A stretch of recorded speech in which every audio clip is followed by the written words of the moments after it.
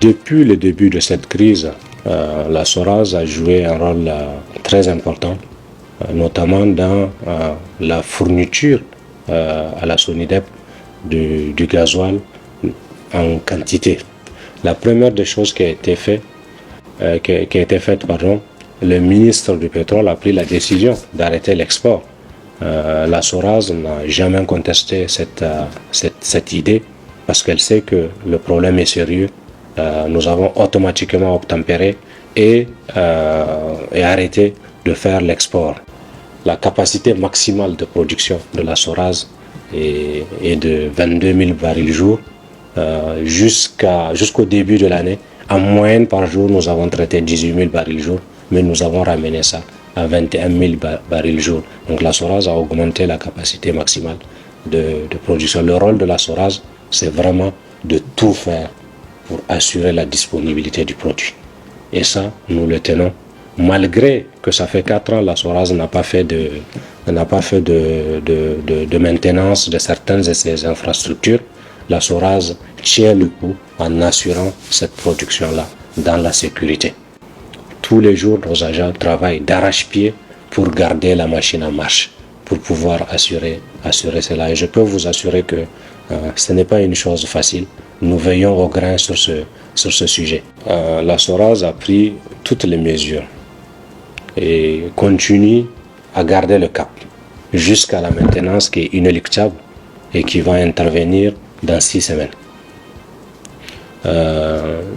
Jusque-là, sur les produits, sur les 3 produits, le super, le GPL et le gasoil, je peux dire que sur le super, c'est-à-dire l'essence que les gens consomment, nous sommes confortables parce que la SORAS a suffisamment de stock.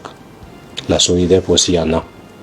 Et sur le gasoil, compte tenu de la pression sur la consommation domestique, aujourd'hui, on consomme plus que la production journalière de la SORAS. Et inéluctablement, je pense que les autorités vont prendre les dispositions pour que soit qu'on arrive à une situation de baisse de cette consommation domestique qui est montée de 23 millions de litres à plus de 50 millions de litres en si peu de temps, soit limiter cela. Si on peut revenir à 30 millions, 45 millions, je peux vous assurer que la SORAS va pouvoir fournir. Mais si on reste sur le même rythme, c'est-à-dire on consomme tout ce qui est produit, ça veut dire que le jour où on va arrêter, il y a un gap. Et ce gap, je suis sûr que les autorités sont en train de prendre les mesures pour qu'il n'y ait pas ce gap-là. Et d'ailleurs, la hausse de prix, c'est lié à ça, c'est pour assurer la disponibilité. C'est pour freiner la demande parasite qui vient de l'étranger ou qui vient d'autre part ou qui vient de la fraude pour qu'on puisse faire de la réserve. Dès lors que ces mesures commencent à prendre son impact, je suis sûr que nous allons continuer à assurer la disponibilité de ce produit-là. La SORAS a déjà un grand projet à la demande des autorités de l'actionnaire chinois. C'est le projet de la production du jet à air.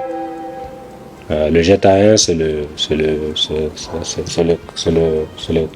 l'hydrocarbure qui est utilisé par les avions. Il y a une demande domestique d'environ, en tout cas estimée à plus de 70 000 tonnes par an. Et donc la SORAS a déjà fait une étude de faisabilité. La SORAS attend les consignes du gouvernement et de l'actionnaire chinois pour remettre à jour cette étude et éventuellement investir pour produire ce produit-là. Il y a aussi d'autres produits que la SORAS peut faire à terme, mais il faut des investissements. Notamment, c'est la production du polypropylène, c'est les trucs plastiques là pour faire tout ce qui est matériel en plastique. Il y a une forte demande à la fois domestique, mais aussi de notre voisin, le Nigeria. Il y a vraiment de grosses perspectives dans ce domaine-là.